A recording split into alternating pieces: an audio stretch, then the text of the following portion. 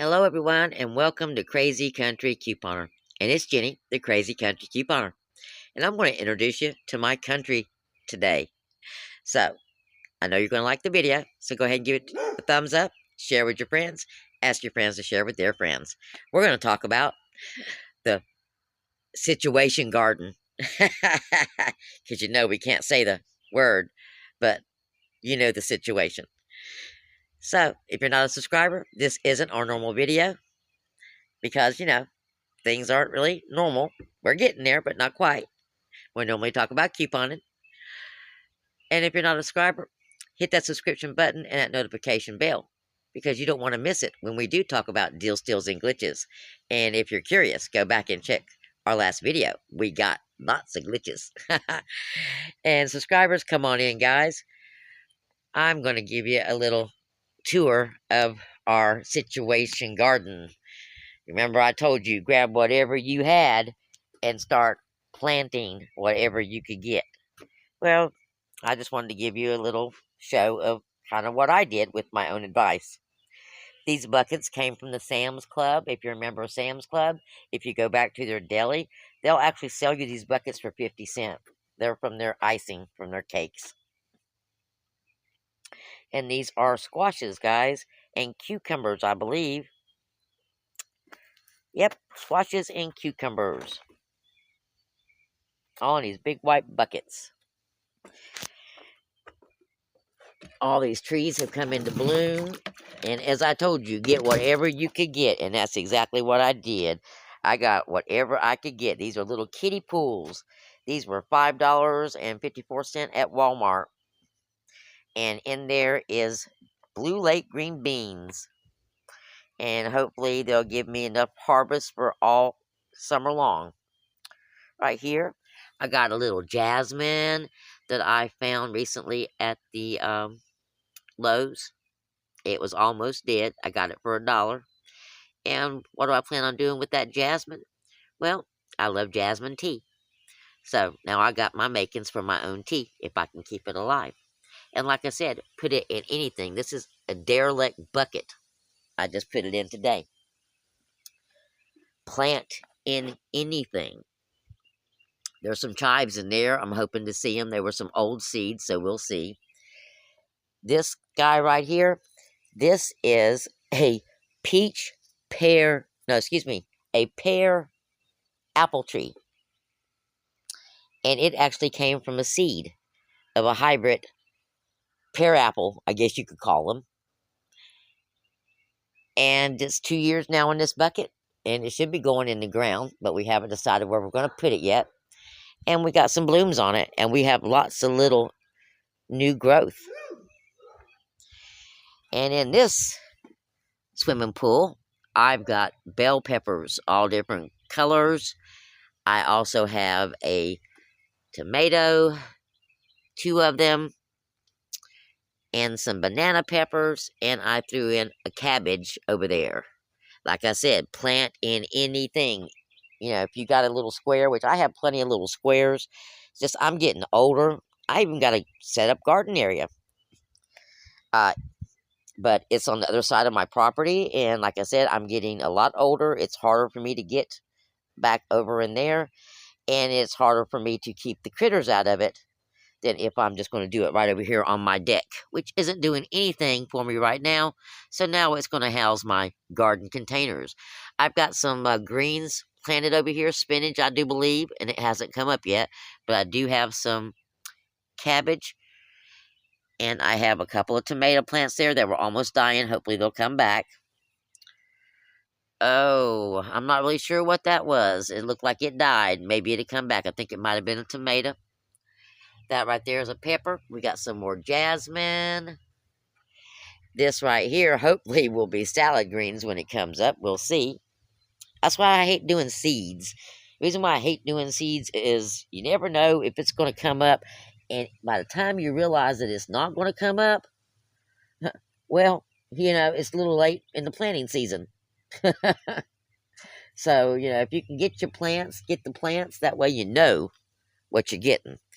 And what you're seeing here, guys, well, this is I'm loving this. Again, in the swimming pool. Georgia collards. Top bunch Georgia collards. Should be able to pick off of these a little meal at a time. And then when they come in good enough, if you want, you should be able to take these off and freeze the rest. Now, also planted in here are radishes, I do believe. I'm pretty sure I've got some radishes planted in here, seed-wise, so we'll see what happens and if they come up. It would appear I got something coming up in here, guys. And it looks like it's coming up pretty good. It might be a radish. We'll have to wait and see. And right here, I got a little house plant that hopefully I can reconstitute. And right here, I've got some lavender. And lavender, we use to make lavender oil. It's a pain reliever. It helps you relax. So it has lots of uses. And next up, over in here, we got a blueberry bush. Big old giant blueberry bush, guys. And some mint on the other side of that. Now, none of this stuff in its entirety will keep me for any length of time. But what it might do is buy me some time, and hopefully the foods I put up will keep me. This is just a small example of, like I said, put in something, plant anything, get something going, because you just don't know what's going to be happening. And this way, you'll have something. Even if you have to ration it, you'll have something going on. If I have to freeze the squash, if the squash comes in good, if the cucumbers come in good, then I can put up some pickles. But in the meantime, I'm not going to stop stocking up on my stuff because you just don't know how all this growing is going to go. So, guys, as you can see, we got plenty of greenery. And I'm seriously thinking about getting me a couple of calves. We got an auction right up the road, and I'm thinking about going and picking up a couple of calves and putting them behind my barn. And I have another piece of property that's a little bit bigger than this, that's more suited for the cows, but I'm not over there, so I really couldn't take care of calves over there. So what I'm thinking about doing is getting me a couple of calves, putting them behind my barn over here, and when they get big enough, transporting them to the other property. And that way they can finish up over there, or they can just hang out over there. I don't have a qualm with feeding a couple of cows. But when you get thousands of cows, and a rancher has to feed these thousands of cows because they can't get them to market, well, they can't afford to feed. They can't afford to feed them. And so they're going to start starving to death. The cattle are going to start starving to death because the ranchers are saying they can't afford to keep them. They can't afford to feed them. And they can't get them to market.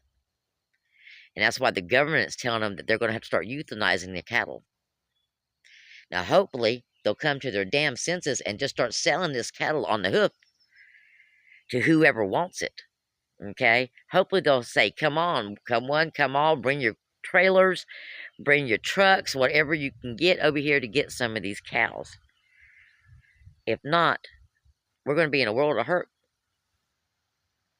So if you have the ability, you got your little piece of land and you live out in the country a little bit, and you got the ability, a calf at auction is about $150.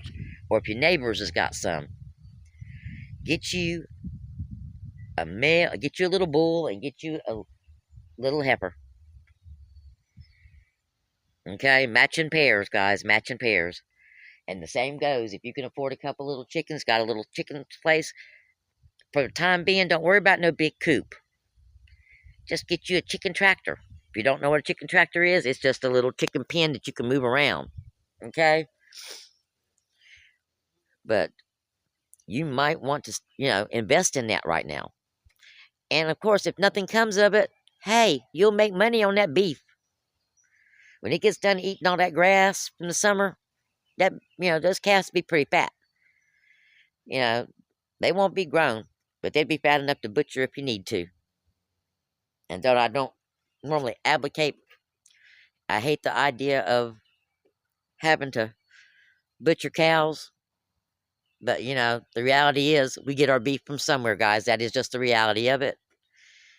And it might come to the point where we're about to face our own realities. And those of you that live in the city, well, I'm afraid that you guys are going to be looking at the worst part of it, because you get all your meat through these big distributors. You don't have the ability to get it local. That's the sad part. Those of us that live really out here in the country, well, I'll be honest with you guys, we've hardly even felt the effects of the COVID, of the situation. Okay? Hardly felt it. I mean, look at this. We're not very social to begin with, except for with our families. Now, if you're churchgoers, you might be. I work normally on Sundays, but so, and as you can see, there's other things that might need to be done when you have time off, like that big old pile of wood over there. But don't mean I don't have a personal relationship with the folks upstairs, okay? It just means that life goes on and we address it in different manners. That's all. But the truth of the matter is we're heading for hard times, guys and gals. Okay? Really hard times. And I love you, and I don't want to frighten you. And I don't want you to be frightened, because I've already told you that messes with the with the with the vibes, with the earth's vibes, with the earth frequency. I don't know how much of that you might understand or even care to understand. But the earth puts up a frequency and she gets it from us. Okay? If we're feeling all bad and angry and warlike, well, she don't do so good. We feel all happy and content and happy and be, sharing and caring, well, she does much better. And fear is a negative emotion, and it really brings everything down, including us. So we don't want that, even if we know times are going to get really hard. What we want to do, though, because we know that this is coming, is we're going to get prepared. We're going to get through this, and we're going to get prepared. And by doing that, that means, use your vacation to get yourself self-reliant ready, because it's coming. Okay? It's coming. You're going to have to be self-reliant. Okay?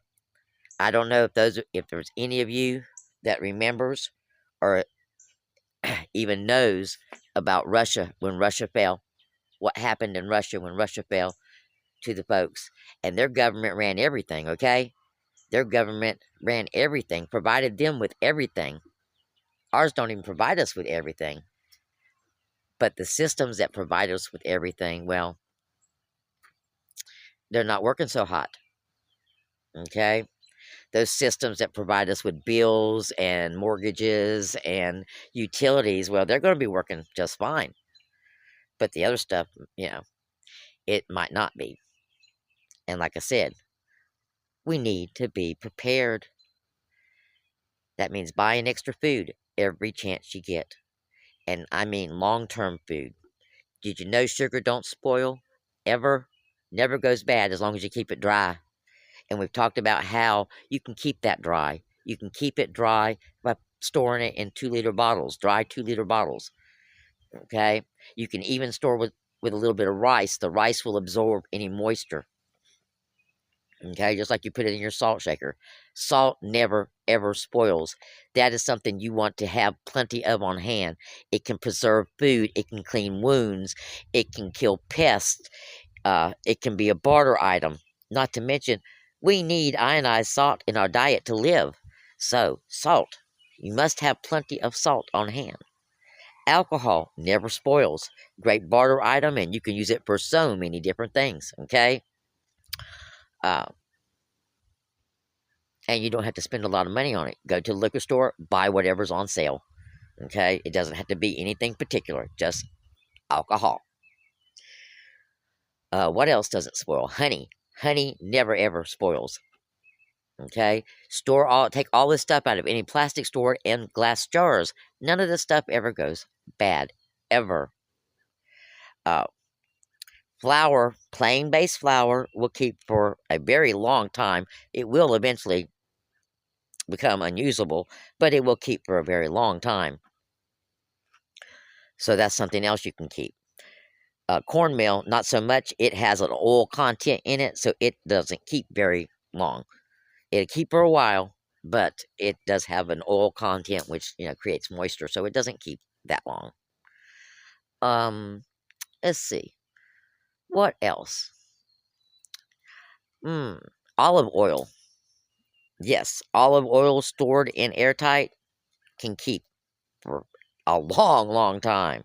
All right. Matter of fact, they've had olive oil that was 100 years old, took out of the ocean in those fancy little clay sephoras, and it was still good. Okay. So olive oil, long term keeper. What else? Popcorn, plain popcorn. Okay, make sure you put something in there to absorb any moisture. Popcorn. Rice is a long term keeper. Again, put something in there to absorb any moisture, like one of those little moisture packages.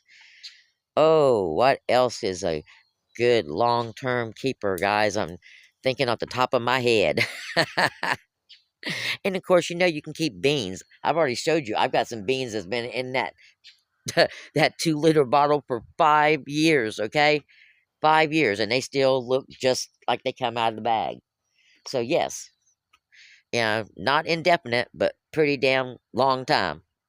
There's lots of things that you can be putting up. Uh, Dry tea leaves. Okay, you sometimes you need caffeine. Straight up. Okay, tea has a few other uses. So dry tea leaves. Um, Most of your dry herbs, if you're going to try to do dried herbs, you want to keep them in the whole form. You do not want to grate them up or grind them up or mash them up, because then you release the oils. You want to keep them whole. Um, let's see. I can't really think of much else right off the top of my head. But the biggest one of all that, and the one that can keep you alive and sustain you, is honey. That's the most important one of all that entire list, besides salt, is honey.